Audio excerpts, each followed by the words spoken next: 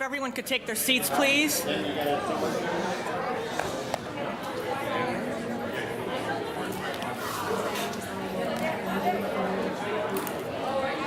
I call to order tonight's meeting of the CUSD 201 Board of Education, June 3rd, 2014. If we could take the roll call, please, Mrs. McMahon. Mr. Armstrong? Here. Ms. Caparelli? Here. Mrs. Charlton? Here. Mrs. Hancock? Mr. Johnson? Here. Mrs. Notbush? Here. Mr. Price?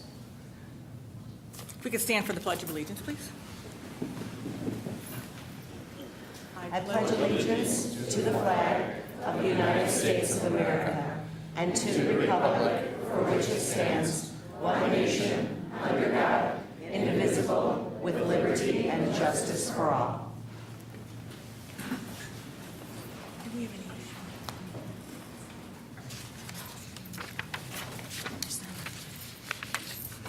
We're going to go a little off script, and instead of approving the minutes, which I know all these people are here to see us do, we're going to go right to the student and staff recognition.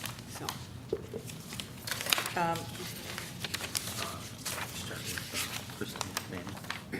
I will start with Manning, please.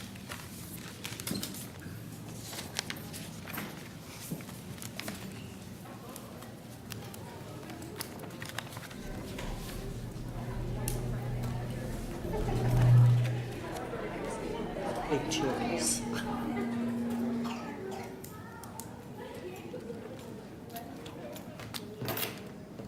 Hi, good evening, everyone.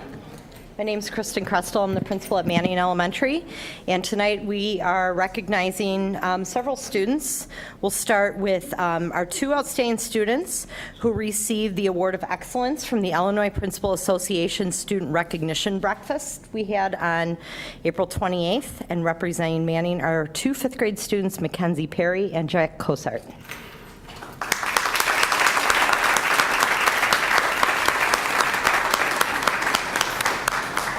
These kids are tremendous individuals chosen for their strong character, leadership skills, and academics.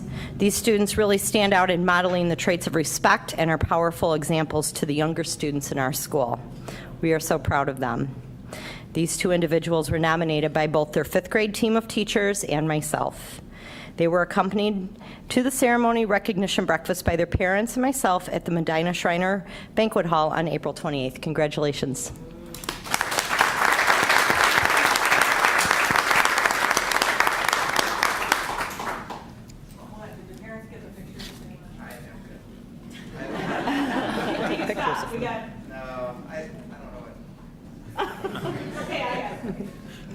Okay, Manning School also participates in the ICTM, the Illinois Council of Teachers of Mathematics math contest each year.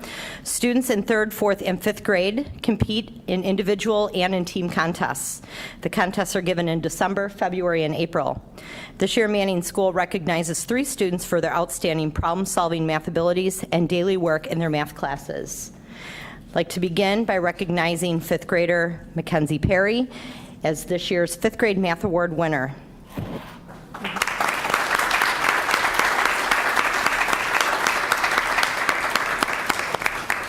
This is the 3rd time Mackenzie has received this math award. She is a quick thinker, enjoys a fast-paced math class, and meets challenges head-on. There is no doubt you will be hearing great things about Mackenzie in the future as she moves on to Westmont Junior High. Congratulations, Mackenzie.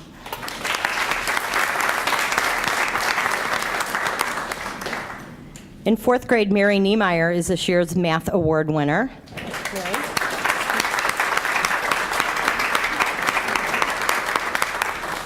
Mary is an excellent critical thinker, which shines through with her success in the ICTM math contest and in class. She continually pushes herself to grow in both math and her everyday life. This is the 2nd year that Mary has received the math award. Congratulations, Mary.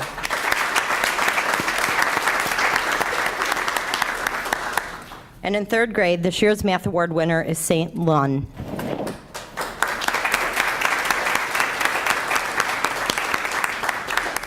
Saint truly enjoys the challenges that math has to offer. He is always up for any problem that comes his way and thrives in the pride of accomplishment. Congratulations, Saint.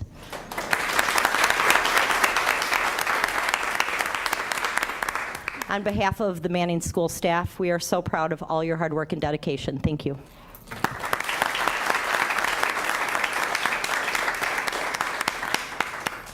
And now we'll have Edith Rivera, Principal of Miller, to recognize the Miller students.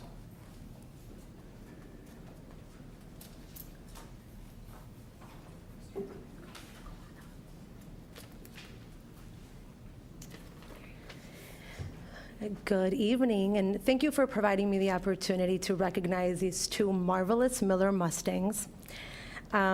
Saskia and Angela were recognized at the Illinois Principals Association, and they received the Award of Excellence. So congratulations, girls.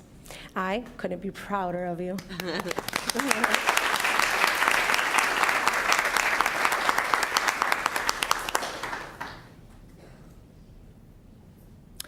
Saskia has been a consistently excellent student throughout 5th grade, as well as in all of her years at Miller School. She demonstrates responsibility by returning homework that has been completed with care and a quality effort. She demonstrates respect by doing the right thing at all times, whether in the classroom or in the lunchroom or on the playground. Saskia also celebrates success both in her own accomplishments and in those of her peers. She can be counted on to encourage others and to bring out the best in her classmates and peers. We at Miller are very proud of Saskia and know that she will do great things in her future career and in life. Congratulations, Saskia.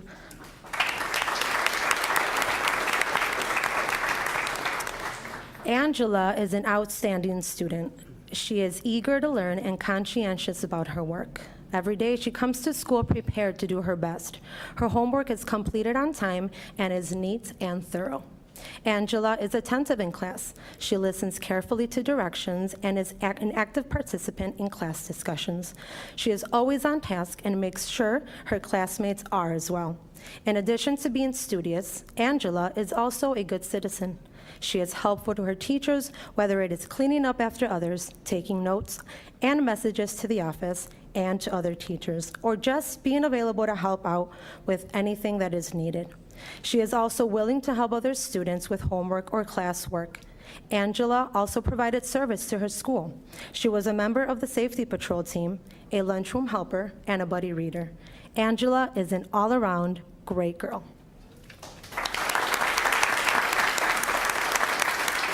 Girls, it has been my privilege to get to know you this year.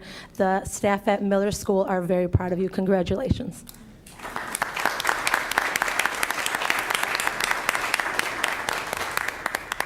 And Mr. John Jonak will recognize the junior high students.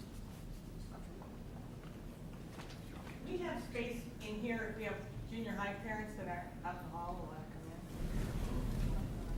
to come in. Good evening, Board. First of all, I'm pretty excited to see the students that are going to be coming my way not too soon. We appreciate the opportunity to celebrate the success of our students at the junior high throughout the year. We celebrate these successes through multiple ways, and we're just very happy to bring these outstanding students to the Board of Education. So the Illinois Principals Association Award. First of all, I'd like Malen Spagar and Caitlin Niemer to please come up.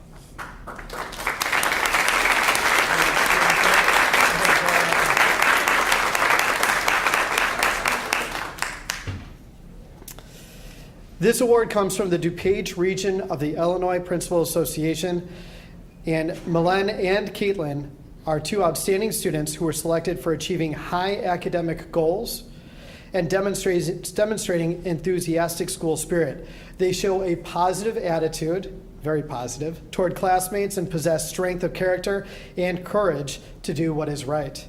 These students and their parents were also recognized at the Illinois Principals Association breakfast on April 28th, 2014. Congratulations, Malen.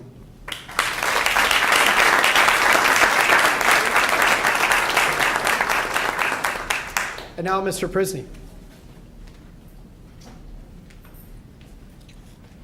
Good evening. I'm happy tonight to represent the 8th grade teachers, 8th grade team. I'd like to invite Ben Ledwan and Carrie Slaga up to the front to be acknowledged.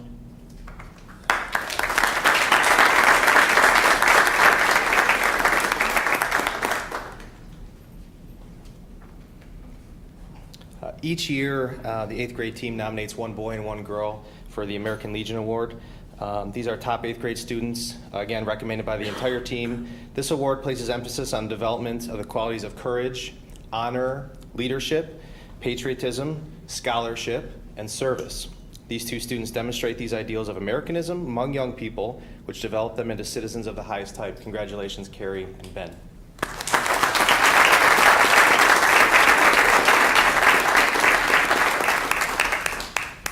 Good evening. I would like to invite Macy Chapman up in front. Hi, Macy. Macy received the Above the Standard Award at the junior high, and this is a new award for us. As we constantly talk about the standard in which we carry ourselves and interact with one another, this is given to the 8th grade student that shows the development of the qualities of respect, integrity, leadership, courage, honor, scholarship, and service. Congratulations.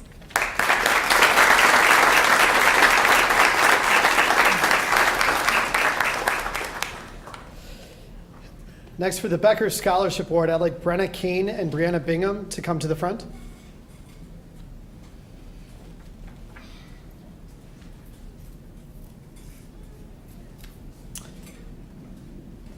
Brenna Kane and Brianna Bingham. Brenna is here. They were selected for this award that was chosen upon the following criteria.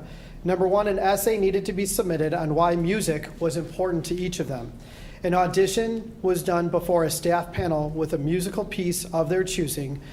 Then the student had to display the values of Keith Becker, planning ahead of time for the future, going above and beyond, and being proud of your work and showcasing it. And then also putting forth your best effort 100% of the time. Brenna does this on a regular basis. Congratulations, Brenna.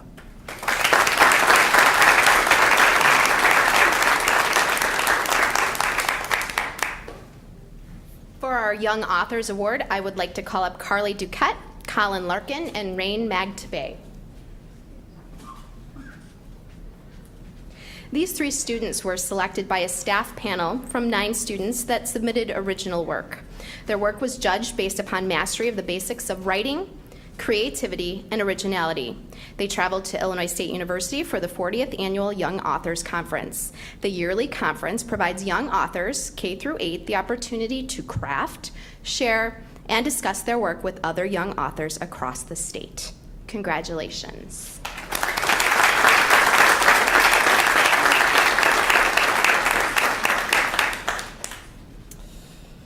Next, if I could have Brenna Kane please come back up to the front.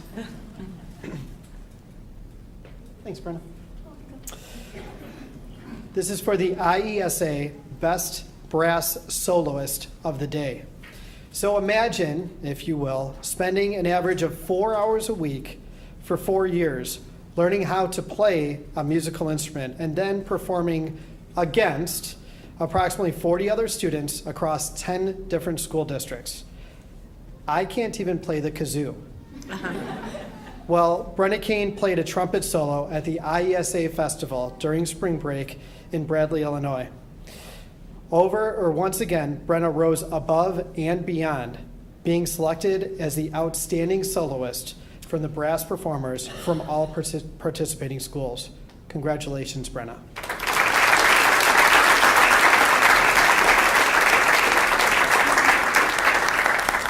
Lastly, for the 7th grade team award, I'd like to call Caden Anderson and Caroline Sullivan.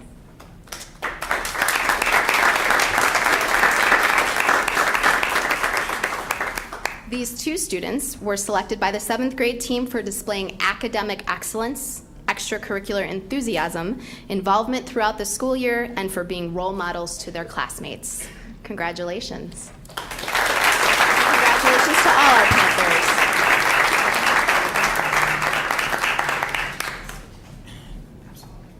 And Jack Baldwin will now recognize our high school students.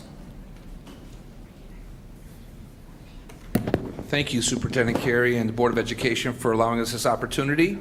Before we get started, I just want to say a big thank you to Steve Wolf, Bob Pavlica, and Nancy Betzel for all their wonderful years of service. For our student recognition, we begin with this past year's valedictorian from the class of 2014, just an amazing young woman and student. She's headed to New York University And with her talents in the theater, she may even maybe make a stop on Broadway. We'll have to see. But we're very proud of our valedictorian from the class of 2014, Audrey Proctor.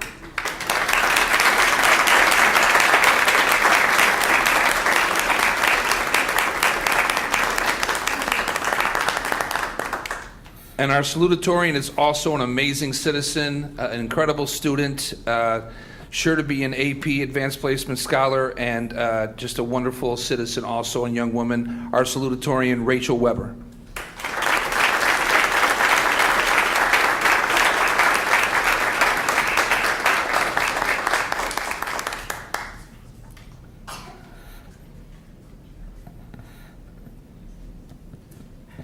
Congratulations, ladies.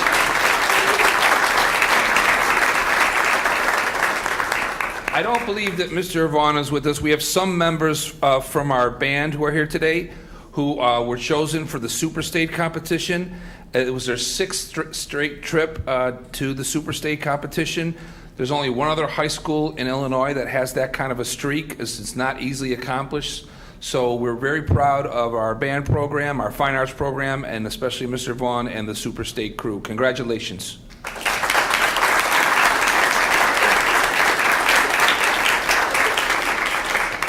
At this time, I'm going to turn it over to Bridget Durbin, who is our Business Professionals of America sponsor. Good evening. At this time, I'd like to recognize Mitch Allen for all of his hard work in the club, the Business Club, Business Professionals of America. Mitch has been in Business Professionals of America for 3 years.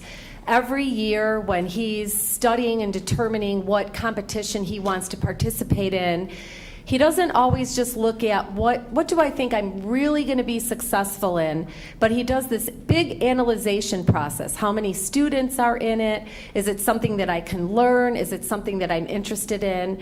And I have to say that I really respect that attitude of how he approaches the competitions that he decides to participate in. Business Professionals of America is a business club, but it's also very stressful because the students have to prep for a long time for these competitive events. They mimic the business world, so they have financial analyst teams, they have accounting teams that study problems and then solve them. And next year, Mitch is going to be my president, so thank you and good luck next year, Mitch.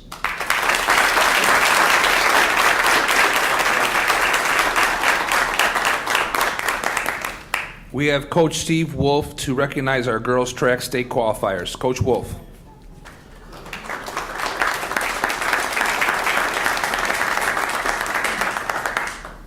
Thank you for the opportunity to come here tonight and recognize these athletes. They've worked very hard and are deserving of this recognition. So I'd like to call Annie Carlson and Maggie Arndt forward.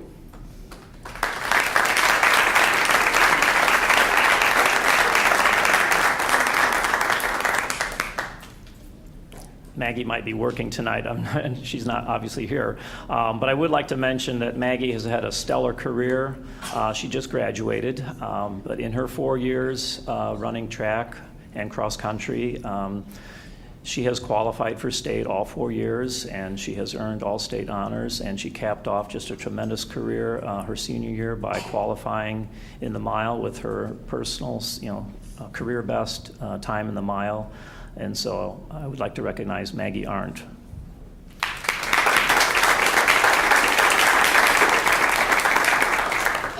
And standing in front of you is a sophomore, Annie Carlson.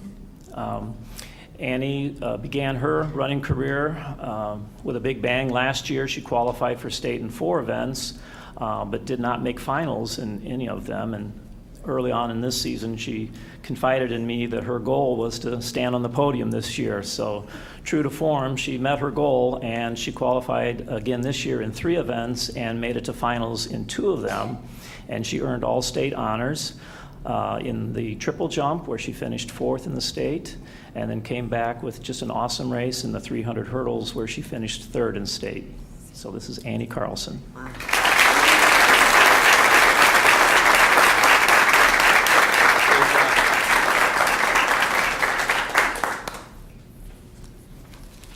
To recognize our boys track state qualifiers, we have head coach Rainey Kaplan.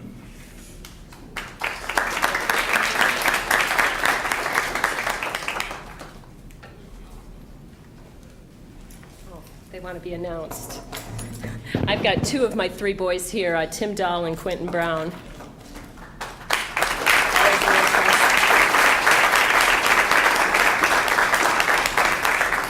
We actually had 3 state qualifiers this year. Nick Day doesn't seem to be here, so he must have had some other obligation. Let me talk first about Nick. This is his 3rd year downstate as a junior. He was sectional champ in the 2 mile, and at sectionals ran a season best of 10:05:21.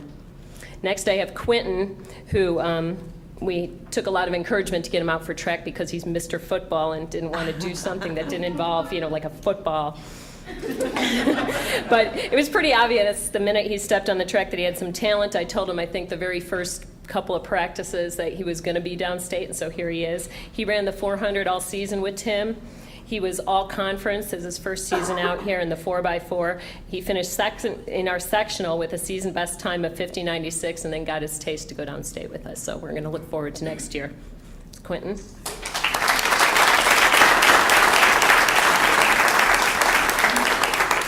And then we have senior Tim Dahl here, who I'm sure you remember from the last 3 years. This is his 4th trip downstate. He's only the 2nd athlete in the history of the school to be an all-state athlete all 4 years.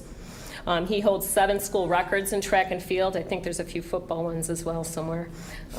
He also ran his season best 400 time downstate this year with a 50:42. So that's Tim.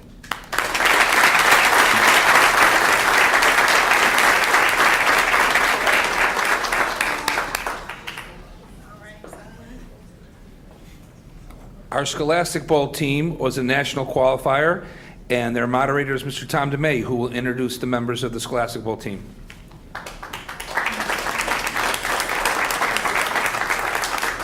Thank you very much. Scholastic Bowl can be best described as like a team version of Jeopardy, where 5 students from Westmont compete against 5 students from other schools across our conference and in other schools in different tournaments. Over the course of the season, our team was fortunate enough to go a combined 32-7 with the excellent efforts by the following students. I'd like to call to the board Mitch Allen, Nikki Duran, Missy Frageau, and Joe McDermott.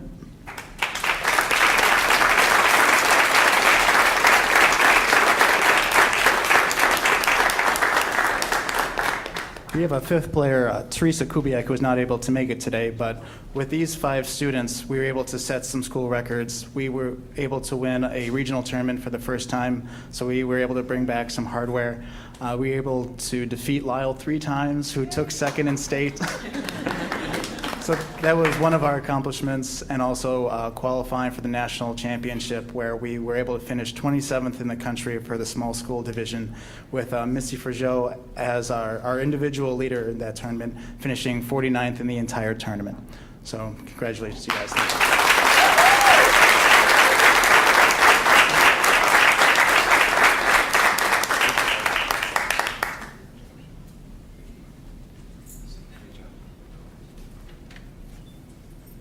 I don't see Coach Bolden here. He's probably taking a well-deserved night off after a tremendous season with the team, winning the sectional championship.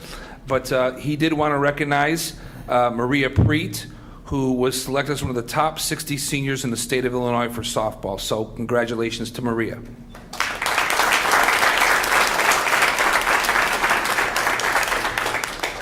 We do have with us the head wrestling coach, who was in his 1st year, and he was able to get 2 of his wrestlers downstate, both underclassmen, and Coach Scott Helton.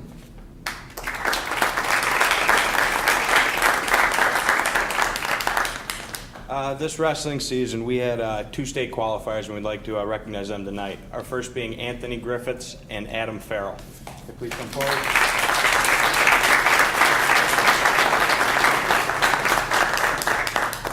So Anthony couldn't be here tonight, but Anthony this year finished with a record of 34-8 overall. He was 1st at regionals, and he was 3rd at sectionals. Top 4 qualified for state. He was also all conference, and he's only a sophomore. He was our 285-pounder this year, Anthony Griffiths. And we also had Adam Farrell. He's a junior this year. Took 1st at regionals, and he took 4th at sectionals, qualifying for state with an overall record of 28-14. We're looking forward to having both of them back next year. Adam Farrell.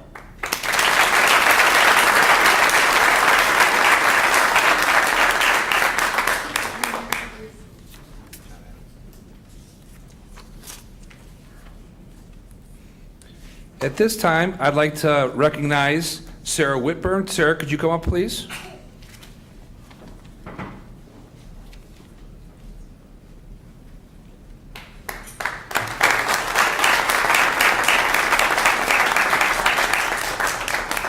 We're very pleased to announce that Sarah is our Golden Apple Award winner.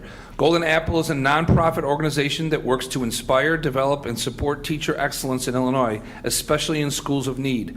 Through the Golden Apple Scholars of Illinois program, Golden Apple identifies motivated future educators with diverse backgrounds and then helps them achieve their dreams to teach. Golden Apple provides scholars with extensive preparation and mentoring both during and after college to ensure that they achieve lasting success. Scholars also receive $15,000 in tuition assistance in addition to $8,000 in scholarships for summer enrichment programs. Congratulations to Sarah Whitburn, Golden Apple Award recipient.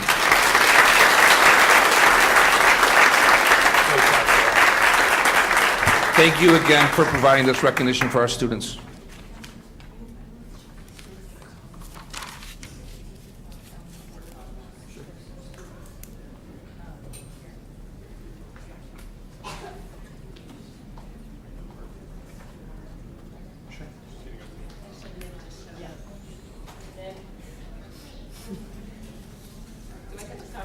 Yes.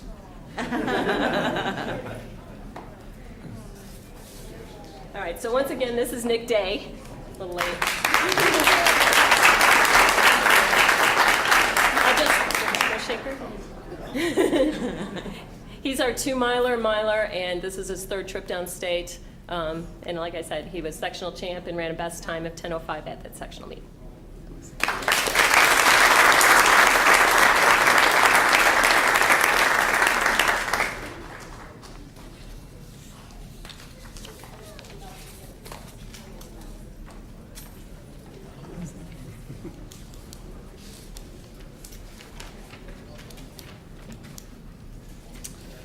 At this time, I'd like to ask Brianna Bingham to come to the front.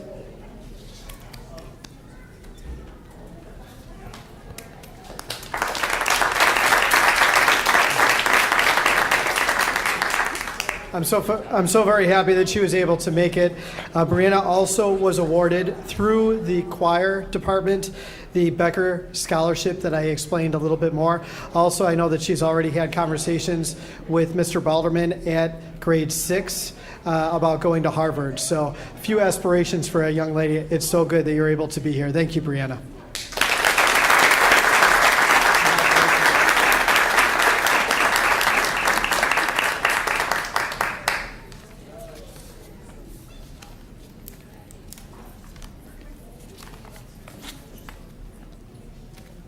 On behalf of the Board of Education, we'd like to congratulate all the students and their parents and families. Thank you all very much.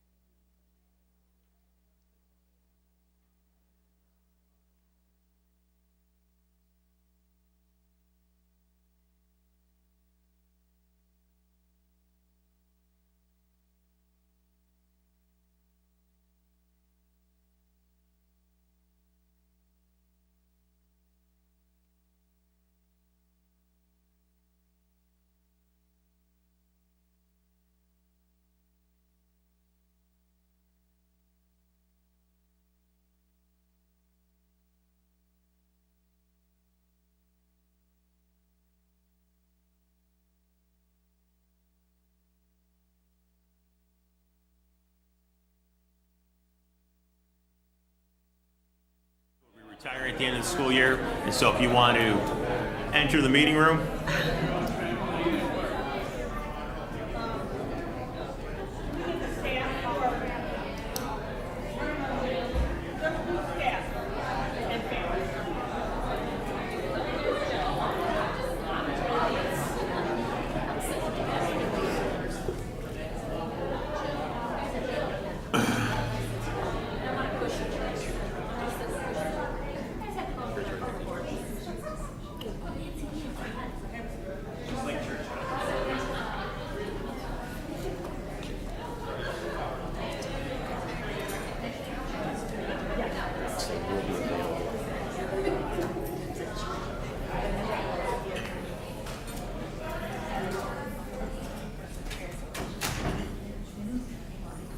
At this time, the Board of Education and Community School District 201 will be recognizing our staff members who will be retiring at the end of the school year. And with any transition, it's always a difficult one because we know next fall we'll hire individuals who will come into our buildings and will fill positions for us, but they won't be able to replace the camaraderie and the friendships and the relationships that have been developed over the years. So it's always bittersweet this evening. But this evening we do want to recognize these individuals, and our employees do have the option of receiving a chair, a commemorative chair from the school district, or they can instead make a donation to a charity of their choice. This evening, first we are recognizing Nancy Betzel. If you could come forward, Nancy.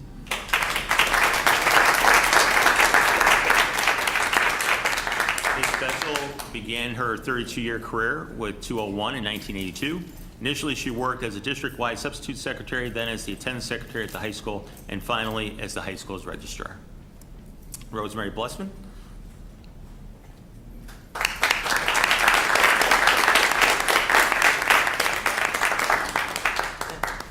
Mrs. Blessman began her teaching career in 201 in 1991. During her 23 years of service, she has taught kindergarten, first grade, and first start classes, as well as serving as a RAP reading specialist. Her assignments have placed her at Manning, Miller, and South schools. Jill Corwin.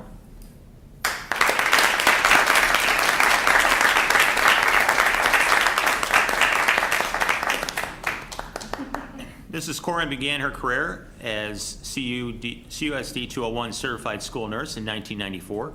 During her 20-year career, she has served the students of Manning, Miller, and South schools. Barb Dino. Mrs. Dino began her career in 201's food service department in 1991. During her 24 years of service, she was assigned at South School, Westmont Junior High, and Westmont High School, and her retirement was effective December 20th, 2013. Jane Pavlica.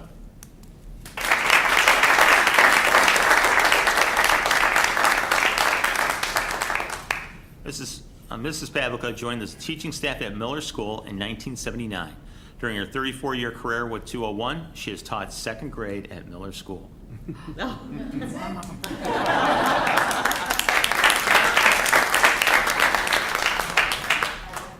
And not to be outdone, Robert Pavlica.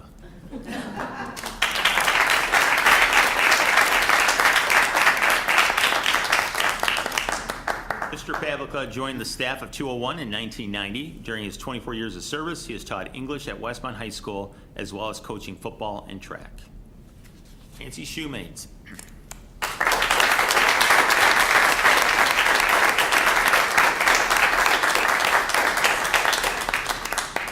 Mrs. Shoemate began her 17-year career in 201 in 1997. She first served as a part-time secretary at Miller School and then transitioned to the Director of Student Services, Secretary to the Director of Student Services, beginning with the 2010-2011 school year. And Steve Wolf.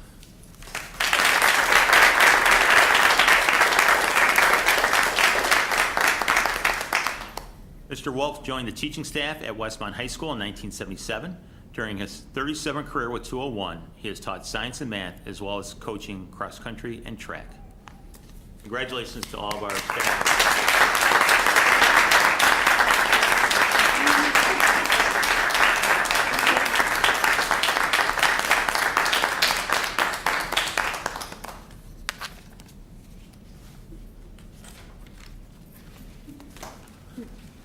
The best. And also on behalf of the Board of Education, thank you for your many, many years of service to our district and our students. You gonna still run with us? Congratulations, thank you.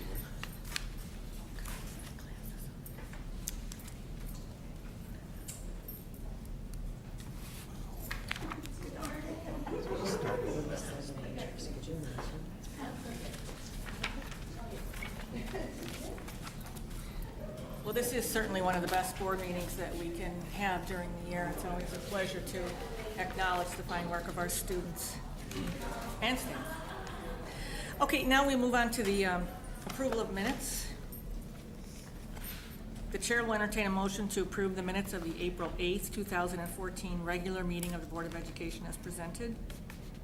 So moved. Second. All in favor? Aye. Any opposed? Okay. The chair will entertain a motion to approve the minutes of the closed session of the April 8th, 2014 regular meeting of the Board of Education as presented. So moved. Second. All in favor? Aye. Any opposed? The chair will entertain a motion to approve the minutes of the April 22nd, 2014 regular meeting of the Board of Education as presented. So moved. Second. All in favor? Aye. Any opposed? The chair will entertain a motion to approve the minutes of the May 13th, 2014 regular meeting of the Board of Education as presented. So moved. Second. All in favor? Aye. Any opposed? Okay, are there any public comments? Okay, we're going to move on to the consent agenda. We are removing number 5 and number 7 from the consent agenda, which we will talk about at a future board meeting. What about Yes. number 6? I'm sorry? What about number 6? Well, I'm now going to ask if anyone has any. I was going to do the same thing, so if you want to start, Gary? Well, that information came to us very late, and I'm looking at a memo here that says that we're gonna have the meeting with the facility committee, and now it looks like we're getting ready to award, and I don't think we've had that committee meeting first.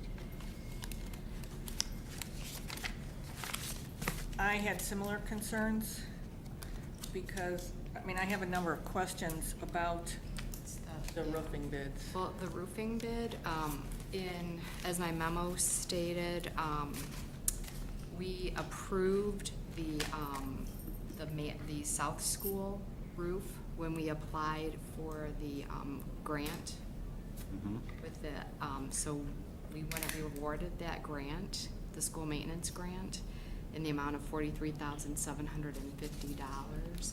And so we're moving forward with that project. That project was approved when we applied for the grant, and that was done, I believe, in October of this year. And then in terms of the roof replacement at Manning, while we were going out to bid, we added that as an alternate bid. And over the gymnasium, that roof is 35 years old. It's been experiencing some leaks and things like that. And we did not feel that we could wait any longer. Obviously, we were hoping that we would have a successful referendum and move forward with some of those projects. But while we were outbidding this, we wanted to achieve economies of scale and do the roof. And I know we have not had the facilities committee, but we will be trying to schedule that for next week or the week after so we can look at long range. We do have some things that, obviously with the referendum failing, that we're gonna have to look at in terms of some of our maintenance issues and how we're gonna fund those going forward. And so, unfortunately, that referendum has kind of, made us kind of reevaluate where things are going. But on the roof at Manning, that is one of the projects that qualifies for that CDB grant money that we need to spend. And so 35% of that cost would come back to us through the CDB grant. Okay, 'cause that's a large amount to spend there. I'm sure the roof needs it. I'm not And doubting it that. is, yeah, and it is one of the items that is, when we do renovations, if the referendum had been successful, that is not something that, that we're gonna do that work and it's going to be displaced if the referendum passes. That's an area of the roof that would not be impacted by that, by any renovations that we do. Are you finished, Gary? Yeah. Yeah, I wanted to follow up with this too, because I know that we have asked about summer capital improvement projects, and we haven't heard of anything. So, again, I was also surprised that this is brought to us, and I don't think that anyone has an issue that there needs to be a number of things done. It's just unfortunate that it's being brought to us without any discussion, even though we do have an unsuccessful referendum. And there's many items. It would have been really nice for us to at least have some sort of conversation about other needs over the summer and prioritize, and it's June now, so. The option you have as well is to accept the south roof and reject the alternate. That's another option that the board has. We are going to be looking at some concrete work and some asphalt paving, but we did a cooperative bid with SACIG, goes out and sometimes they'll do bids on behalf of the member districts. We have not received any of that information back to be able to present, so we're kind of waiting on some of those items. And so that would really be the few things that we would be looking at this summer. And again, Okay. we'll be trying to get our members together next week. Okay, but what you're telling those is that we're pretty much, if the board decided, we wouldn't be probably getting a better cost at South, so it would No, just. if you looked at the bid tabulations, the next lowest bid was 144, and I think the next one was about 180,000. I'm just following up with what Gary's saying, prior notices, and especially it's in the consent agenda. So I have another question. You had mentioned that money from the state. Can you remind us where we are on that? Like, what have we spent? What is left? We've a little over a third. I'm actually going back through all of our old projects, digging through history to see what will qualify. We know that the lift at Manning will, and some of there was, I think, boiler, I'm not sure if the generator and some electrical work. So that's one of the things too. We may need to spend a little bit of money here, but between Miller and Manning, we're going back through old records to pull items that will qualify for that, and then there may be some money that we'll need to spend early next spring. How far back do they let you go with I think that? Is around it- 2002. Okay, that was like the first, when they Yeah, applied when for they the grant applied or for something? it, Okay. Yeah, and that's So- why I asked, because it was Yeah. applied for and then we didn't get it for We 4 years. Yeah, we have records. Unfortunately, we have a different accounting system, so it's not easy to pull those. So we're working. And if I remember correctly from one of the many things I have at home, when we got that letter, I think it said it was for South and Manning and Miller. So But when now that we it's, approved it, it Yes. was just for Manning and Miller. okay, but I was just wondering if any of that. South, all the money would be spent and we'd be golden. Right, well, that's what I wanted to check with, what the parameters were in terms of that money, so. But we weren't allowed to use any of that at South. Right. Okay, that answers my questions. Well, I guess, so, South School bids $80,900, and we were awarded a grant for that, Yeah, of- 43. So we're gonna have to take the rest of the money out of the operations fund, so I assume we budgeted for that. We did budget for that this year. However, we had an unexpectedly cold winter and our utility bills were exceeded budget.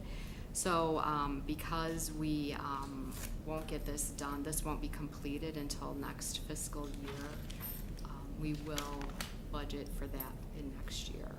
So the payment for this is gonna come We'll in next pay, year. yeah, we'll pay it in July, but potentially the auditors, because it'll be work in progress in June. If they start, it may actually get booked on our books this year. So it could throw us out of balance for this year. Yes. But I've already discussed that when we talked about the financials earlier this year, that the utility budgets were, Yeah, highest I'm they've very, been. right, you've made that point clear a few Yeah. times. Give me- So, yeah, unfortunately, it's just but yes, we did budget for this. We had budgeted for it, but we'll be utilizing some of that money. So the 100,000 for Manning, 35% of it's gonna come from grant money. The rest is just gonna come out of capital funds, so we're just gonna take the money out of there, we're not gonna have any way of replacing it, or? Right. Okay. Right. Since we're kind of putting the cart before the horse, you're gonna have a facilities committee Yes. meeting? And then there'll be a report to the board, because, Yes. I guess we've been asking for that and haven't seen anything, so can that be brought up? But we're gonna have to approve this first, though. Well, right? I know, that's why I'm struggling with this, so, it's. Well, and like I said, the option is to hold that and approve the South School roof and But then if we do that, the South rebid. School roof costs might go up on us, right? No, the South School is what it is. The South School was the base bid, and the Manning was an alternate that we could accept or reject. The south roof was always, as Kim pointed out, was always planned for because of the construction grant when the grant was applied for. It was for that specific purpose to do the roof at South, and then after Mike Maros brought to Kim's attention the roof at Manning, that's how the alternate bid for Manning. And in reality, when we applied for the CDB grant, roofing at Manning was part of the CDB grant application in 2002. Okay. So in reality, this was approved technically way back in 2002 when we applied for it. And then it took the state forever to get these things in, and roofing was one of the projects that was cited in that grant. I'm just saying it's a stretch to now talk 12 years later, and it would be nice to have the facilities committee meeting first before it's brought to us. So. Does the facilities committee approve every capital expense? I thought the purpose of the facilities committee was the short-term, midterm, long-term projects. This strikes me as maintenance, operating maintenance. I mean, clearly 12 years ago, we needed a new roof at Manning. Is that right? We've got, a couple, in a couple of different areas we have this where there's kind of that broader facility committee which looks at the short range, long range, mid-range and long range. But then prior to us starting that planning, there was a board committee that looked at the capital development plan for the district, and then looked at the possible projects and possible budget that was available, and then would prioritize and bring that to the board for approval. So that's the facilities committee that will be met with next week. And I definitely hear very clearly what the board is saying this evening. That was derailed because we're kind of in that mode with the referendum, and some of those capital projects would be pulled into that with a successful referendum, and so it kind of has, that kind of derailed us. But we will, have that committee meeting, take a look at those projects, try to identify what we would want to delay until we have a successful referendum, and what things we should be moving forward on. You do make a good point, Mary Kay, about maintenance, but I think since we all know we haven't had a referendum in 20 years, there's probably a lot of things. And if I get this correct now, if I do the math quick, $100,000 for the roof, we'll get 35% back. So that means 65% will come out of our capital projects budget. And I imagine there's a long list of things on that capital projects list. And the list will get longer Yes, it will. if the leaks continue, I would guess, at Manning. I guess I have one more question on it. I'm probably reading it wrong, but according to the report tonight in the capital projects fund, there's only $60,000. But we have working cash bonds, and we always transfer the money from working cash to capital projects when we do that. So we have about 1.79 million, I think. Yeah, it says 1.68 in Okay. in credit, but 1.68 in debit. Yeah, the That fund leaves balance. $60,000. That's what I was looking at. The fund balance is $60,000. Yeah, that's for capital projects, but we move money out of working cash, and I think working cash has about 1.7 million. Okay, all right, that's fine. So I have a question though too. Is it actually leaking, drip, where it's gonna, the Yes, there are pipe some fall in and leaks, there's. and there's a lot of issues with that roof over the locker rooms in that gym area. It also had, again, it's 35 years old, so it's outlived its useful life by probably 10 to 15 years. It has like 1.5 inches of insulation. We're gonna be doing 4.5 inches of insulation, which is now new code. So you should see a little bit of energy savings. I mean, it's not a large roof, but some from that as well. I've witnessed the drips myself, so when I was in there one time, it was coming right from the center of So, you know, it's obvious, I think it was patched, this was maybe a year or so ago that it was patched up, or it wasn't, but it's obviously on its last life. Well, I'm okay moving forward, with voting on it tonight. I just wish it had been brought up a little bit more timelier than this, that's all. I agree. Are there any other items in the consent agenda? I would like to ask to pull number 1 personnel recommendations till after closed, and then I have a couple questions that I would. Sure. And then I would just ask the board, since it's under the consent agenda, there's the student handbook revisions. I just want to make sure that different people had different questions. If I see Mr. Weck is here, if we want to chat about that again, just making sure everyone's corrections were in there. I'm okay with it. I'm okay with it. Okay, then the chair will entertain a motion to approve the consent agenda as amended.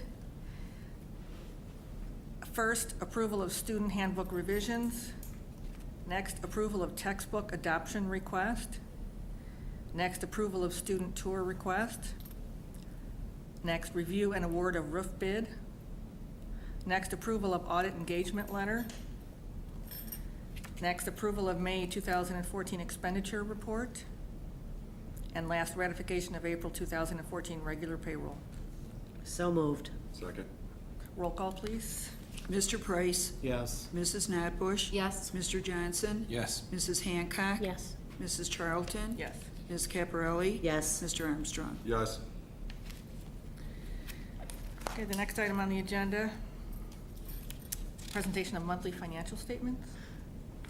Okay, for the month of April, the district received just under $600,000 from the state. So we actually received our third quarter mandated categoricals a month sooner than we did a year ago. So that's actually good news. The state's maybe heading in the right direction a little bit. Not for long. And then, so I think this is the first time that we have like $7,000 of payments that have been vouchered but not released. This is the first time in the 4 years I've been here that we've had a report like that. And the education and tort funds revenues are comparable to the prior year averages. Again, the $7,000 is vouchered but not been released. O&M fund revenues are just a little bit higher than they were this time in prior years. And the transportation fund revenues are comparable, and again, we received the third quarter transportation payments. The expenditures and the ed fund are comparable to the prior year, and when we do a quick analysis, we just obviously finished May, but a quick analysis looks like we should come in, and spend less than we have budgeted in the ed fund this year. In the O&M fund, expenditures are higher than the prior year average. It's about 76% spent to date, and last year at this time it was 69%. And again, the utilities, the natural gas has exceeded budget. Electricity, and for a couple of the buildings, looks like we're gonna maybe be on target, maybe have a little bit of surplus that'll offset that. We do have some capital expenditure money that we set aside, so I think we'll come in probably as budgeted, where we had budgeted probably about $100,000 deficit in that, and we'll come in there maybe a little bit higher deficit. So, and then expenditures in the transportation fund are about 9% higher than the prior year, and again, our special education and also our transportation costs for transporting our homeless students is quite high this year. So we anticipate that we might be a little bit overspent there as well, although there's a little bit of surplus in some of the other items that may offset that. So is there any hope that we're still gonna have I think we'll still be okay. I mean, there's still, unfortunately, just the way some of the bills flow through, especially for some of our private placements, some vendor has billed us for April, but not May and June. Somebody's already billed us for May, and so it's, without going through every student and, but rough estimate, I think we'll still be okay overall. The transportation, Kim, for the homeless students, is that the cabs that come through? Yes, and sometimes when we have students, you know, sometimes we have other districts who bill us for students who've moved to their district, and we split that. So there's different taxi services. Sometimes it may be another district that's providing that service if they have their own buses or things like that. Sometimes it's a bus company, like they'll have maybe like a van or something that will transport those students. So is it a set rate for the cabs? I'm asking because, boy, I'm No. telling you, those guys sometimes drive like complete maniacs. And I'm wondering what I mean, we were dropping off and there were people here and people here at the junior high, and there was a cab that came flying right down the middle. I wanted to get out of my car and just... Yeah, they usually charge us a per day rate. Per day? Yeah, based on the whatever miles they're going. So it's a flat fee for a certain number of miles. Huh? Not per second of driving, apparently. Yeah, it's not a timed drive. No, but I'm wondering, do we have the contract with these cab companies? You know, and when we see them driving like that, is there any recourse? It depends if they're a student that resides in our district and we're transporting them to another, or Thanks. versa. So I'm not gonna open all up of that them. can of worms, Kim, right now.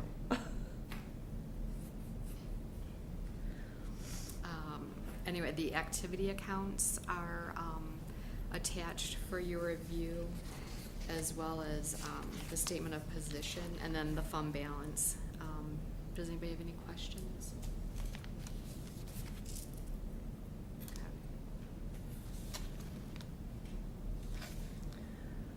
Okay, are you finished with Kim? Okay, the next item on the agenda, one-to-one technology. Nancy Battaglia.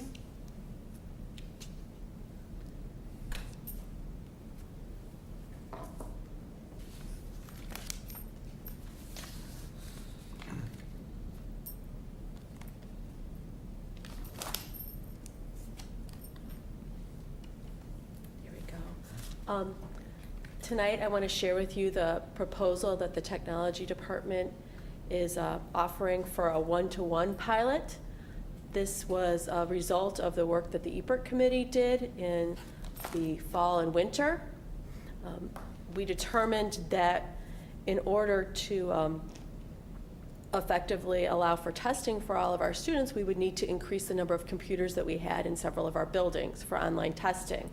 The one-to-one pilot is a really effective way to use those computers to allow our students to really do some innovative work using technology.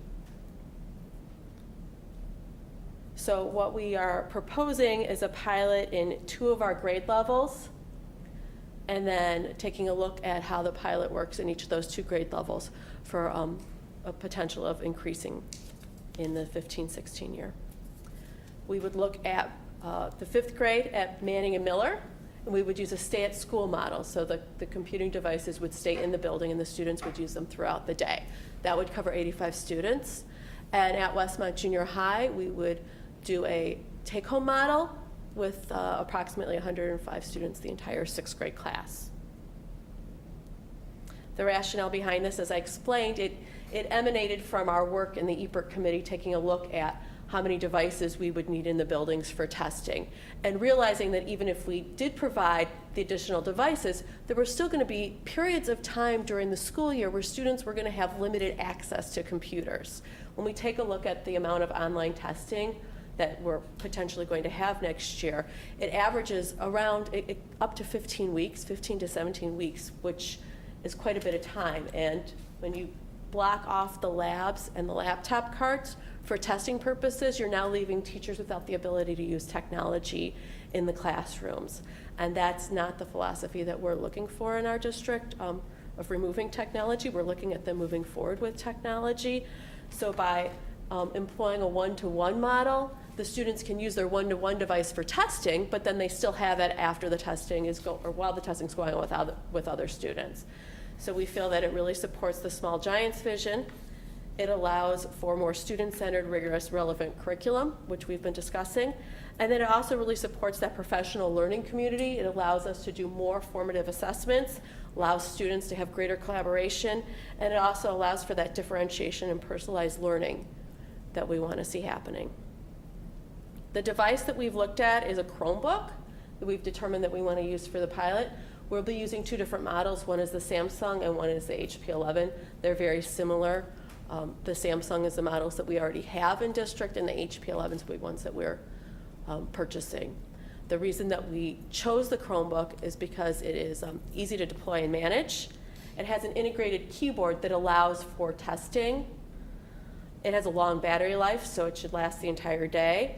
It's a quick startup, 8 seconds, so we don't lose that instructional time at the beginning of class waiting for computers to start up.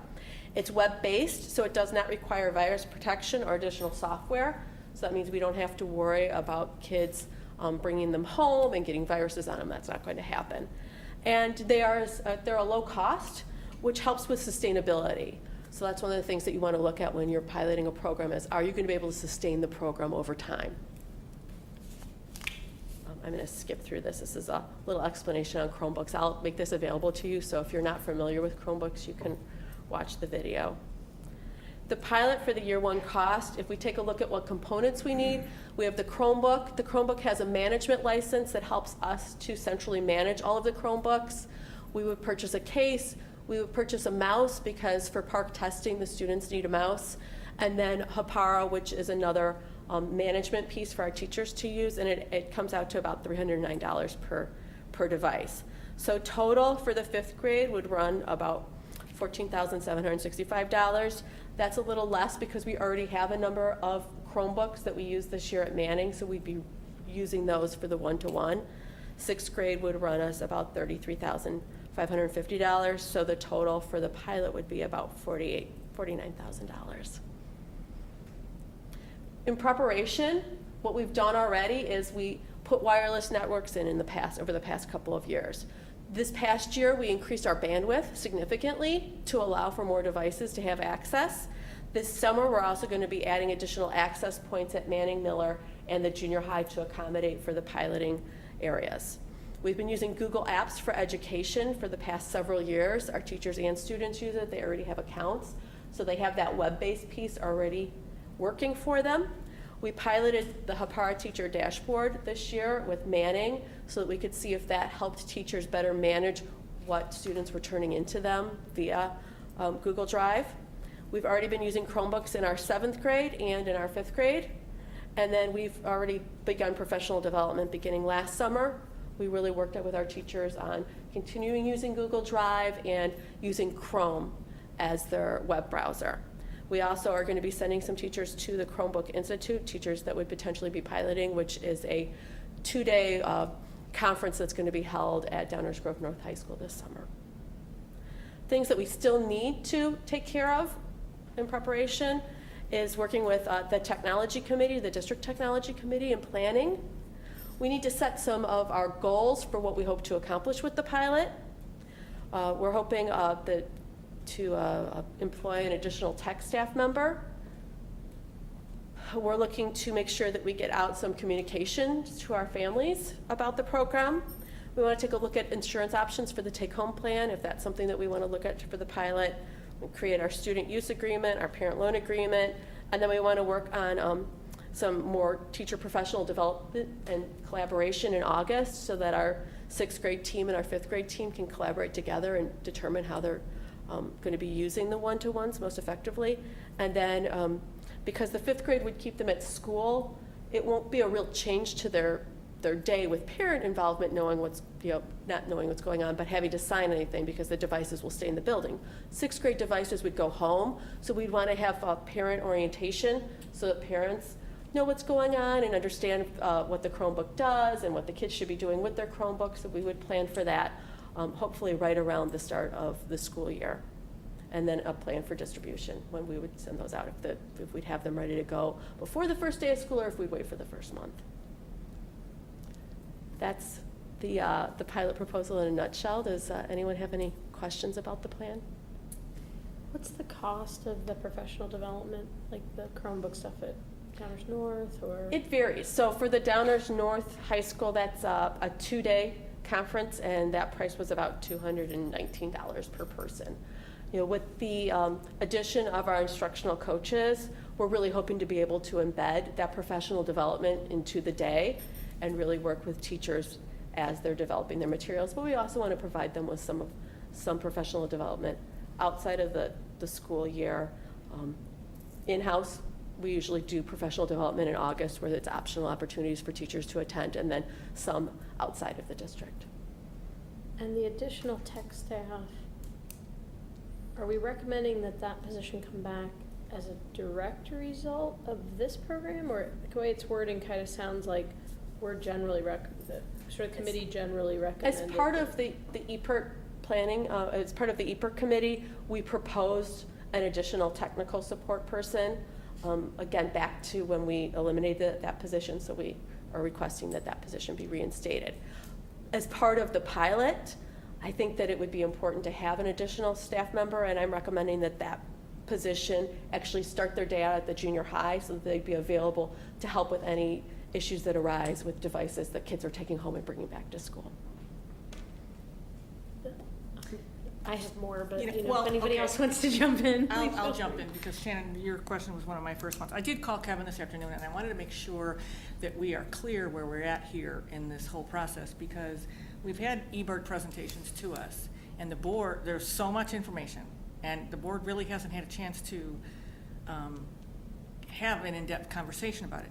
And if you look at this at its face, it sounds like we're moving on because the eBird committee recommended it. Specifically, you've already talked about that professional development's in the works. So I think it's the same issue that we just talked about with the roofing bid. It feels like there's a missing meeting or something, like the board hasn't had an opportunity to look at these things. And so we're talking about like, yes, the position was taken away a long time ago. It's not almost like, it's just talked about like, well, here we are. So I had a conversation with Kevin about that today, and I think we need to start with the conversation that, I don't think there's anybody that wouldn't love to give every kid a computer. It's just, I think we need to back up a step. And I know this is just, and again, for information purposes, this is a discussion, but it sounds as though some decisions have already been made in terms of staff development. So I guess I'm trying to reel it back in. Sure. And well, Shannon, I don't know if those were some of your questions because I actually had a cost. I would like to see, it's almost like the eBird system is not just there to spend money. One of the things is that we have to decide if we go above or below or stay the same. I'm afraid that we're getting to like this shopping list and we're just now adding to the budget that I'm sure Kim can tell us isn't just there. So, we haven't talked about any of this. So, and here it's June, so now what do we do? Right, and we can, pull that together. We have our meeting on the 24th. We can pull that together and have that discussion, looking at some of the other areas. In terms of the staff development, some of that stuff, that staff development would take place anyways because we've already introduced Chromebooks this past year. So the use of Chromebooks is already occurring in the district. And so, that staff development, we were already earmarking, teachers, our instructional coaches, we were already earmarking to assist with that. But some of the other pieces to what's being presented tonight, definitely we can, take a look at our, the eBird studies that we had, summarize that for everyone, and have a discussion around that. It just feels to me as I was reading this, which is why I called you, it feels like we're moving forward as though the recommendations are approved, and we haven't had that opportunity to do that. I don't know if I'm the only one that feels that way, but it just felt to me, looking at this, like it's a foregone conclusion. So, I for one think it would be fantastic. I just, also the other hat we have to wear is, so we've got 65,000 and now 48,000, and that's just for one class. Because we've already got the Chromebooks that exist. So the 48,000 would be for one more, like 7th grade, right? We would still, as I mentioned before, because of the recommended number of devices that we need for park testing, we still need to purchase a certain number of devices. So for Chromebooks, it would be, am I purchasing 120 more Chromebooks for the district, or am I purchasing 210 Chromebooks for the district? So the difference right there is Not, it's significant, but we're still purchasing no matter what. I think the concern for me is the timeline. We need to make our purchases. We start planning actually several months ago for purchases for the next fiscal year. I need to get those orders in, and I think that that's probably why I'm pushing along the timeline, because I want to make sure that we have our orders in so that we have things ready to go at the start of the school year. I totally get it. So the ones you're purchasing, or that you need to purchase, that you will be purchasing regardless, are replacements or Additional devices. Because of the amount of the time frame for online testing for Park, right, they have a recommended number of devices. We're below that number at the high school, at the junior high, and at Manning. So we need to, I would recommend that we purchase additional devices so that we're able to test all of our students within that time, that window. So we would still be buying additional devices at the high school regardless, but we would swap, instead of buying them at the junior high just for, so for example, we would need 60 more devices at the junior high. So instead of buying 60 devices that will go on 2 carts, we'd purchase 110 devices and we'd give them to the individual students. So that's where the difference would be. Yeah, I think I completely agree with what Marie is saying here, because I know that there's, out of eBird came a whole laundry list of desires. For example, we still have to decide what we're gonna do with the pool. We have to get Steve Cashman in here to tell us, we have to approve or not approve whether or not we're gonna move forward with the pool plan. So there's a whole laundry list, I guess, of things that are gonna come out of that eBird thing, and maybe we just need to have a piece of paper in front of us that say, here's our thoughts, this is what it's gonna cost us. Now, do we say yay or do we say nay, and prioritize those projects? Because, again, this is. So, typically the budget is done over the summer, right? And so I think if we are able to give some guidance, they'll know how to build The that budget. budget. And obviously there's gonna be some money in there already for technology upgrades, improvements, whatever. So I guess it's a matter of maybe crunching a few numbers and figuring out how much more would this be than what we would probably already, be doing to replace laptops or desktops or whatever the school districts purchase. I guess my question is, I'm familiar with the program, the way it's outlined here, but other districts, are you familiar with other districts that have one-on-one programs, and what types of problems, besides what I think everyone's thinking here, they're gonna get lost, they're gonna get broken, it's gonna cost a bundle because things are gonna go missing. So how does that insurance work? And how did the staff feel about this change? If you have any. Sure, we've definitely taken a look at other districts that are already employing one-to-one. As far as insurance, there's 2 routes you can go. One is you can do like an in-house insurance where you charge an additional kind of tech fee, and we use that money to make repairs to broken devices or replace them. The other option is to go with a third-party insurance and have parents insure their device. There's a company called Worth Avenue Group that does third-party insurance for that. So you can go one of those 2 ways.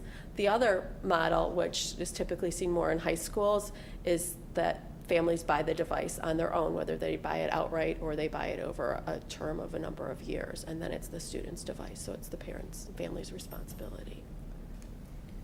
As far as staff, overall, staff is really excited about it. We have, like I said, been using Google Apps for education for several years, but there's limitations when teachers can't use that technology all the time. So the thought of having students having devices and being able to use technology as a tool in the classroom on a regular basis is very exciting for our teachers. So in thinking future years, next year we would be purchasing again for another grade of students, and just we keep adding on, and the students would basically move up a grade with their Chromebook? There's a variety of ways we can go. The Chromebooks right now are looking like they last 3 to 4 years. So we would probably have the Chromebook move with the student. But as we move further into one-to-one, we will no longer need to maintain as many laptop carts or labs that we currently have. So that's where you'd see that change in cost. So instead of refreshing the lab at the junior high, we'd put that money towards the refresh of Chromebooks or the additional Chromebooks. Are you done, Jill? Yeah. You brought up a good point, because the things you're talking about are fascinating, because I think as board member who's going to eventually vote on it, I would like to see what our budget, what we have had in the budget in the past, what it generally costs us each year to replace, what do we think we'll save, you know, by buying these, you know what I mean? So I think there's just a, you know, again, I would love to do this, but each department could come and tell us, you know, how great their eBird section is. And so I just want to make sure that when we're sitting here making these decisions, that they are, you know, there is a finite amount of money. So I would like to see like the total costs of what it would cost us. And again, you also made a great analogy that Park has recommended that we do this. And it's kind of being said as though like a foregone conclusion, and yet there has been no decision. I know there's a lot of things going on with Park, which we should chat about that with all that. So I guess the question is like some of this conversation is like foregone conclusions have been made, and you know, I totally respect that things need to move along, but Joel brought up a good point about the budget. So my question is, Kim, just, and now you may not have this, is any of this in the budget for next year, or is this what we're talking about? Yeah, I think Nancy, you know, had part of this. This was in her budget that she had presented to me, and they didn't get increased budgets really per se. They're operating right now on the same funding as previously. And so it's really, I think, just where you allocate resources, whether you allocate them to one-to-one devices or laptops or desktops, correct? If we go with this model, it increases the budget that we've had over the past several years by about $40,000. I also presented a budget that included the increased Park devices, but not in a one-to-one model, and that remained closer to status quo. We knew that this was coming down the pipeline and that we were going to need to provide additional devices. So we prepared over the past several years by doing our infrastructure work, our network work, our redoing of servers, our virtualization. We've done that over the past 3 years so that we knew we had less of those projects to do this summer, so that we could devote the funds to the additional devices we need to purchase. Yeah, and that's wonderful. I for one appreciate that. What I'm saying though is, I know that there's proposals, but what I'm saying is that I'm asking if any of this is already in the budget, and probably not, right? Because the request is coming to us, Right, she right? said it's, yeah, about $40,000. It would mean an additional $40,000. An additional 40,000, and that does or does not include the professional development. The professional development occurred with 13-14 funds. So Okay. that we paid for the Chromebook Institute with 13-14 funds. Okay, so I guess, it just sounds to me like there's all these avenues, and I don't know what it is that we're comparing. So it just seems like there's some unknowns here. And also, it would be great if we could go undo everything that was done a long time ago. I mean, I would love to go revisit that. But so then I guess the question is, what would the cost be if part of this presentation is the suggestion of a person? So as far as what I know that I need to see is the whole package of what is being asked of the board to spend, because we have to put a budget together. And that's... I just don't know if we can look at each one of these projects individually, one at a time. I think we have to look at all of them together so that we can prioritize, because the reality is we're not, bang, we do the one-on-one technology. Are we going to be able to afford that is really, someone may think is a greater priority. So I think we have to look at them all together because, if we start spending the money, who knows if we'll have it for something else. I agree with you 100%, Mary Kay, and I was just talking about this thing because it does seem like, well, we have to do this because of park, and we have to do this, and it's like, well, wait a minute, we also have roofs and, there's a million areas in our district that need work that were, not necessarily part of the referendum. So I feel like, yeah, we're juggling here, and we haven't even discussed, some of these other issues that also have hefty price tags on them. So I'm just saying, in this instance, I still don't really. Well, I mean, obviously, we're discussing it tonight, we're not voting on it. Right. So the soonest we could possibly even make a decision on this would be our next meeting, Right. which would be the end of June, and then you're talking about purchasing, so some sort of purchase order would have to go in Right. shortly thereafter, I would assume, and then for these devices to even be available by next school year, I would think. So there's timelines we have to deal with. I mean, I'd love to be able to look at everything in that comprehensive way, but I think on some pieces of it, there are timelines that are reality if we're going to move forward with a program or not. So I think it's logically, to me, it makes sense to start the program off the beginning of the year rather than bring it in mid-year. And say, here, students, here's a new program. Now learn all about this. It'd be better right from the get-go. So, it's something to think about, and get some additional information on. But, I mean, I don't think we want to wait to review all of the things that were brought to us through the EPERT committees before we make a decision on some of them. Right? I mean, we already had the summer school, and that was one of the recommendations. So we've already, some things have been traveling in parallel, And lines. I can bring, though, for that 24th meeting, though, I can bring kind of like that summary document so the board has a better feel for what some of the other things are and costs are, so that if the consensus is, that, yeah, we like this, we want to move forward on this, you feel better about making that decision knowing, yeah, some of these other things, we can, are a little lower on the priority, Yeah, I guess it's a matter of trying Based to. on the timeline. Right. That's all. What? Or they could just take a different place on the timeline. Yeah. Were you going to say something? I was just thinking about because this all came from, the EPERT process is really from the finance committee too.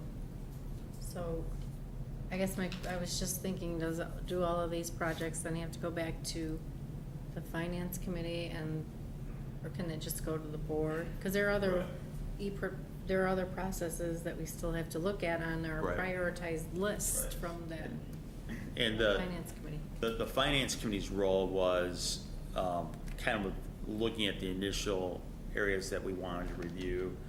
And if you remember, it was over 20 areas. And then they went through a process and focused on, the 5 to 6 key areas that we did. And so basically and when and this is getting in a little bit of my report, but when we met as a finance committee, we kind of reviewed that process, and they were knowledgeable of the EPERT, what the findings were.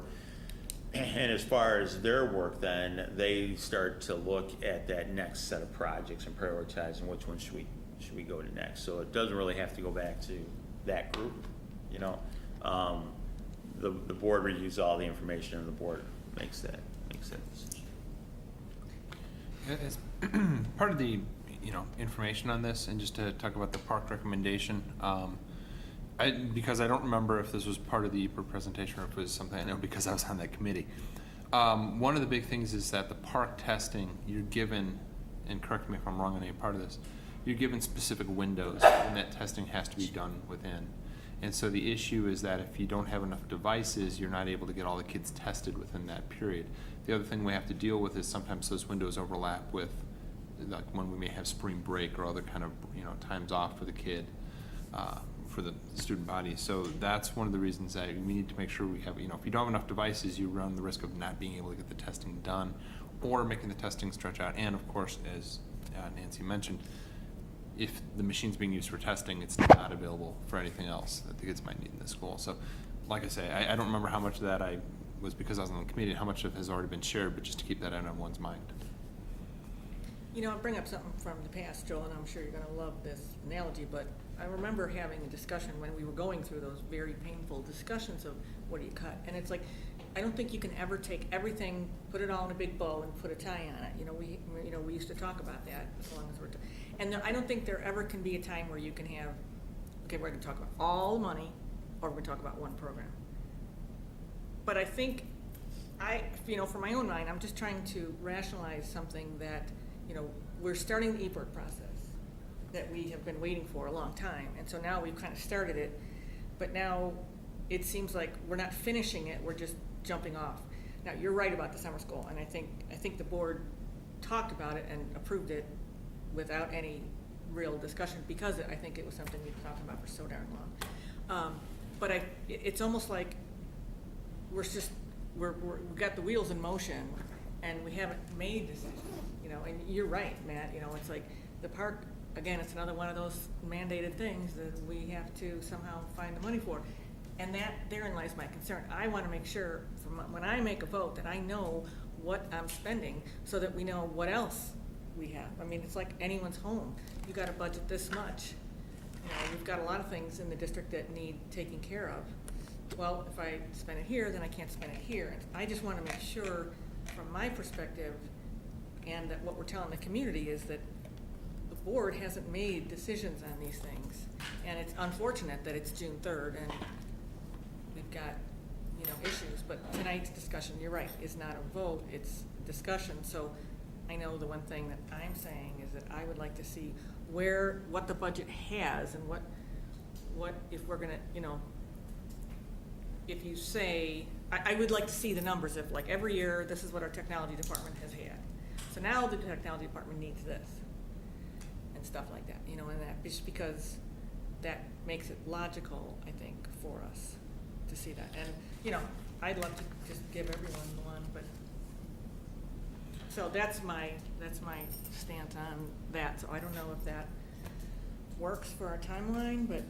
Right. So I have a couple questions because I'm still getting the feel for the intercommunication between, like, say, finance committee and the board and all facilities committee and so forth. So kind of the order of operations here on what needs to happen before the things happen and making sure we don't bypass anyone or kind of jump the input of the people that have put a lot of effort into coming to certain kinds of recommendations and whatnot. But I think a couple things. One, we definitely need to be looking at, we're saying, hey, let's get a feel for what tech budget historically has included and so forth. How is that different? Well, obviously, I think we have something here that requires attention because if we are going to move forward, we need to give them time to prepare and get it in place and everything else. But at the same time, I think we need to be looking and saying, hey, all the other EPERT things, where are we going to have similar questions and give them an opportunity to collect that also.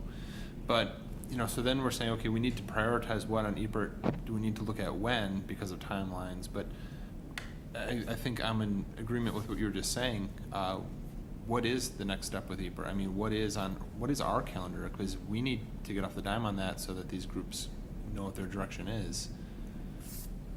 Right, and as I said, I think probably the next step would be to, on the 24th, to bring forth kind of that summary of those areas that we studied.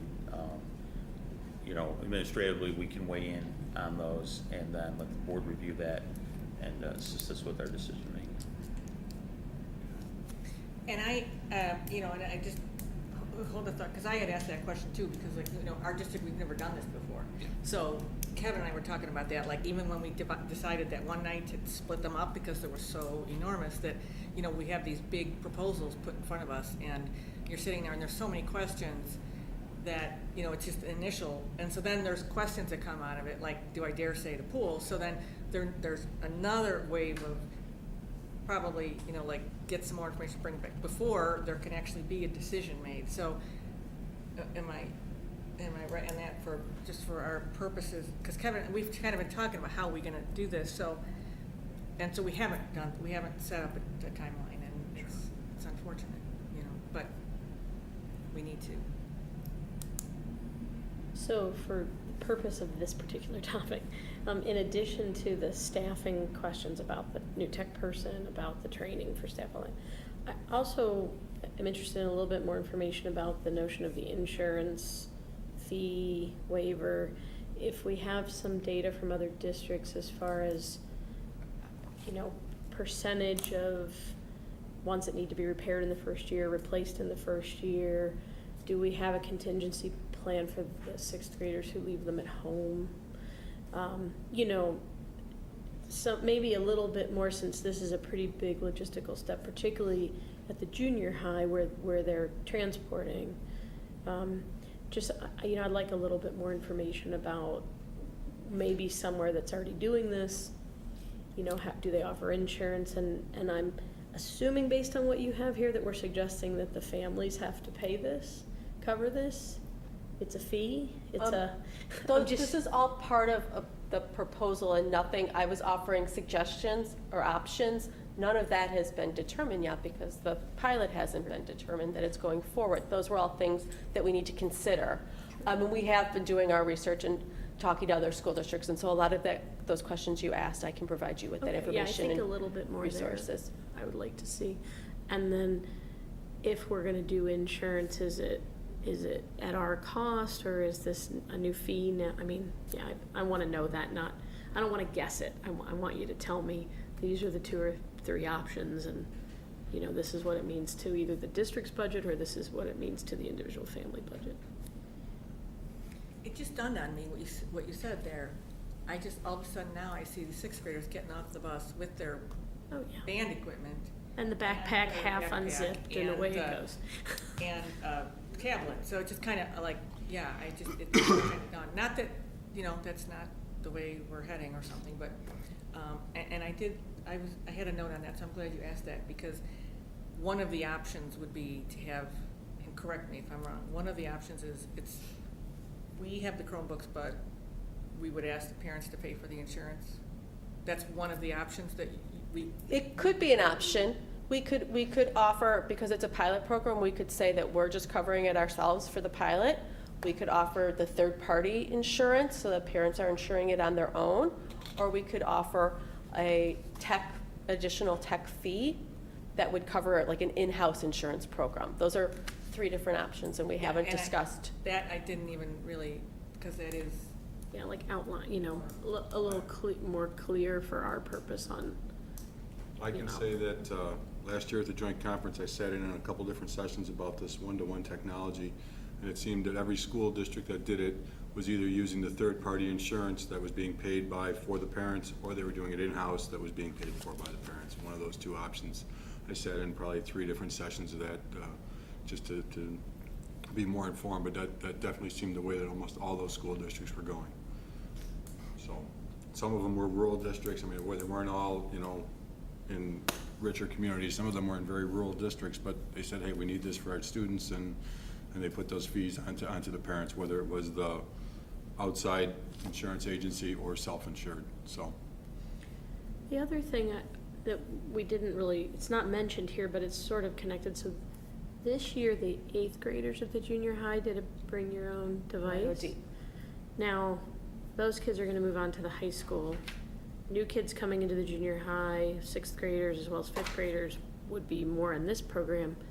What about the next year's 7th and 8th graders? Are we going to be suggesting? I know it's not exactly this, but for me, it's all sort of connected. What are we doing with those other grades? We were waiting to see what happens with the pilot proposal, but anticipating that for the next year, we would open up the BYOD for 7th and 8th grade at the junior high, and to use it as a bridge year.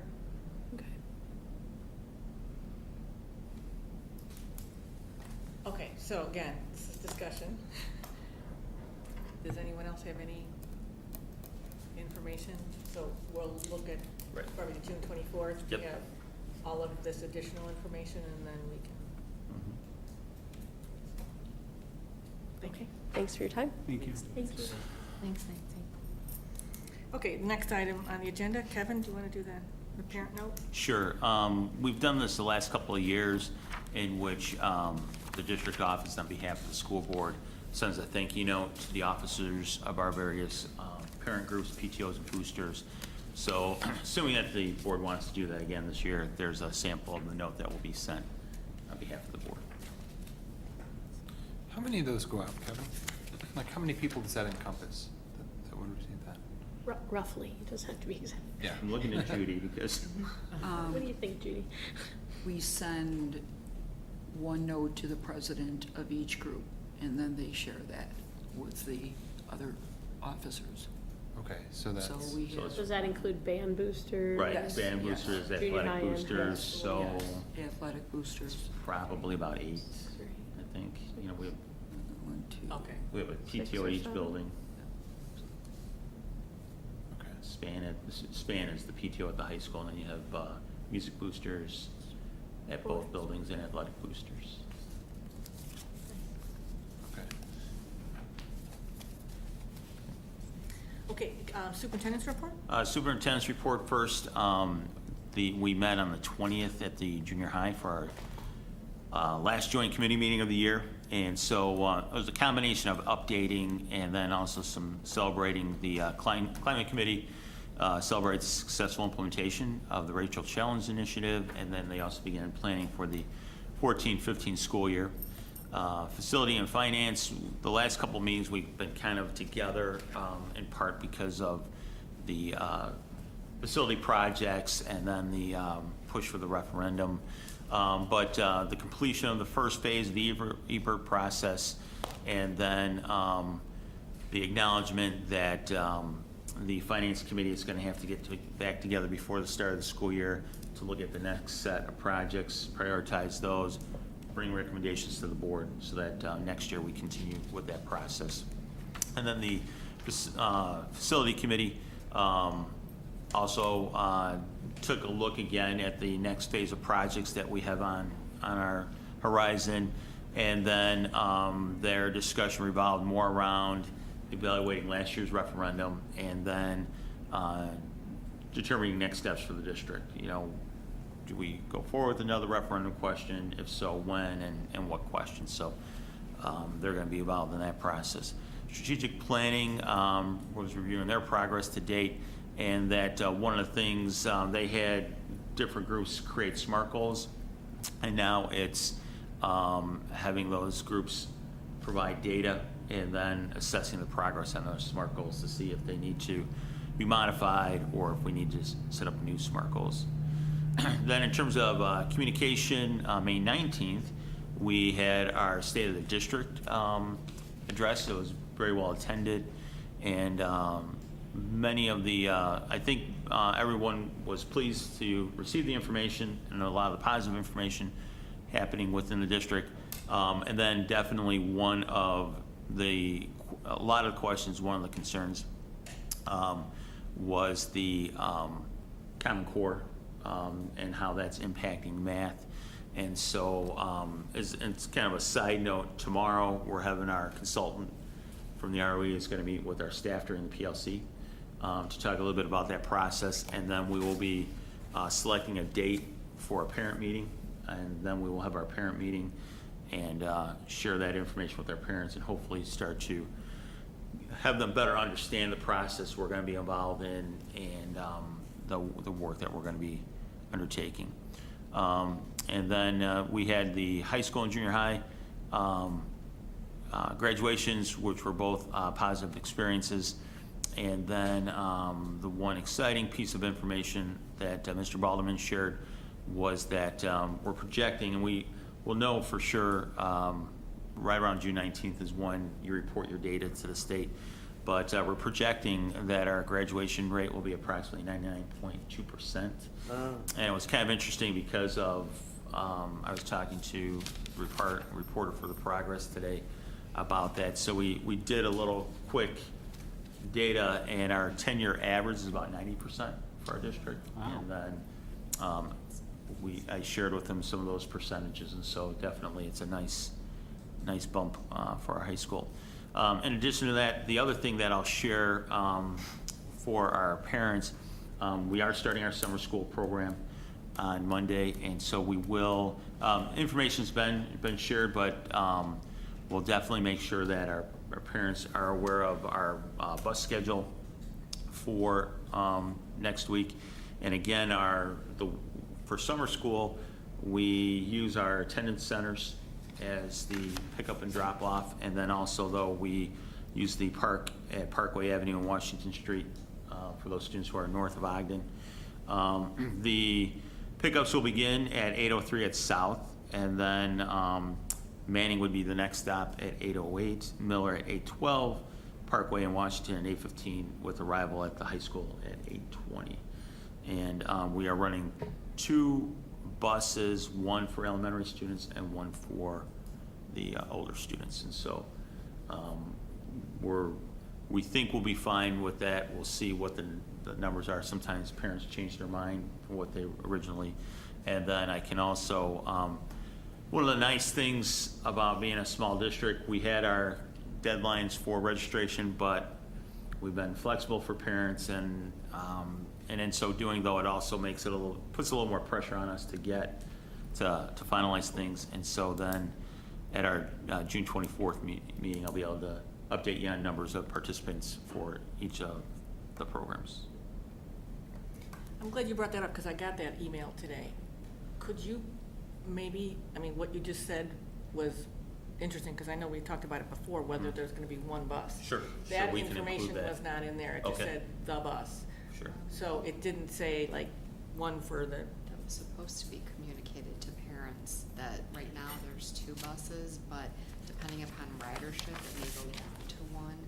Right now, it's indicated that there are a large number of students, and so we decided to have 2 buses, but we were gonna watch ridership, so. But we'll make sure that that's. yeah, I just, you know what, Sure. don't quote me on it because it was kind of a. I saw the note came up from the high school, so I was wondering, Yeah. was that part of the It reason? just kind of said, here's the bus schedule. It actually had a bus schedule on it, didn't it? I didn't It said open it. I didn't open it, bus- but I think it saw said came bus up. schedule, and then I clicked on it and stuff, but it didn't, this piece, that there's 2, one for the younger kids, because we had talked about that Sure. a number of times. We'll make sure that the schools get out there that there's the 2 buses. Kevin, the parent meeting for the math curriculum, are we going to schedule that out 10 or 12 days in advance and make sure we scream it from the mountaintop that everybody knows that we're having Sure. this meeting? So, every form possible, newspaper, website, phone call, Yeah. everything possible so that the people can get there? Okay. We'll try to accommodate it, we'll do the best we can.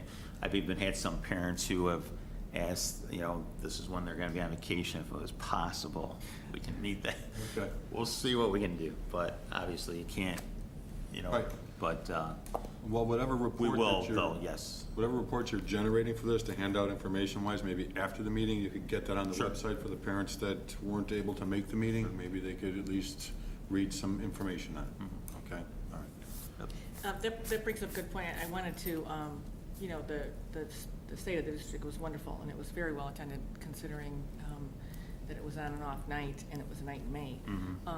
I did want to ask a question, though, because it was brought up at that time, like, that the board decided to make all these changes and stuff like that. And I think we need to clarify some of that, because I have no idea what the changes are. Oh, with the, Yeah, with the math. With the. It was mostly the math Right. piece. And, Right. I know that everybody thinks that the board Right. is in charge of everything, but, we're not. Right. So, I guess from our perspective too, if we are making changes like that, I think it would be, if you could, Sure. at the next board meeting, tell us so we know when we go to dual. Sure. That we Sure. know what the story is, because there's obviously some big changes and stuff. so. Sure. Okay, do you have anything? No, that's- Okay, are there any board reports? I just have one thing I wanted to say. It's the end of the school year, and there's a group of adults out there who have weathered the polar vortexes, the road construction, the rain, everything out there. I think our crossing guards deserve a round of applause for, it's a pretty rough year on them, and they're a good asset to the community, and obviously they make safe travel for our students every day, so congratulations to them and thank them very much. Absolutely. Well, I know we talked about it a little bit earlier, but if you really have some time on your hands, go watch the high school boys, listen to me, boys, have you seen them? Young men, and their baseball team is going to state, and that's fantastic. The girls softball almost got there, the girls softball team, so it's a wonderful day when our teams and our small teams can go to state and represent us very well. So I don't have the current schedule because my Facebook isn't open, but I think they're playing Friday. 5 o'clock. In Peoria, yeah. So, It's in Peoria. anyway, go team. So. Anything else? Any other? So, do we want to mention again that Thursday is going to be a full day of school? Yes, Thursday is a full day of school. Because I Thanks, still Kevin. had that question come up. Okay. Don't believe your parents. Right. Are there any other, are there any public comments? Okay, the chair will entertain a motion to enter closed session for the purpose of discussing collective bargaining, personnel issues, student discipline, and probable litigation. So moved. Second. Roll call, please. Mr. Armstrong? Yes. Ms. Caparelli? Yes. Mrs. Charlton? Yes. Mrs. Hancock? Yes. Mr. Johnson? Yes. Mrs. Notbush? Yes. Mr. Price? Yes. And there will be votes after closed.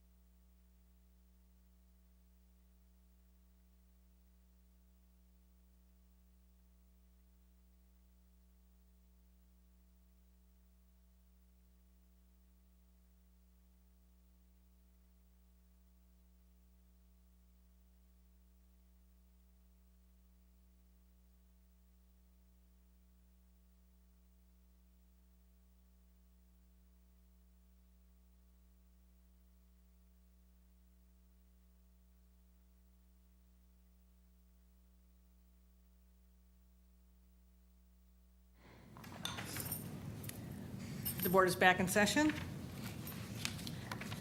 The chair will entertain a motion to approve the personnel recommendations as presented. So moved. Second. Roll call, please. Mr. Price? Yes. Mrs. Notbush? Yes. Mr. Johnson? Yes. Mrs. Hancock? Yes. Mrs. Charlton? Yes. Ms. Caparelli? Yes. Mr. Armstrong? Yes. The chair will entertain a motion to rescind the May 13, 2014 resolution for the non-renewal of non-certified staff as presented.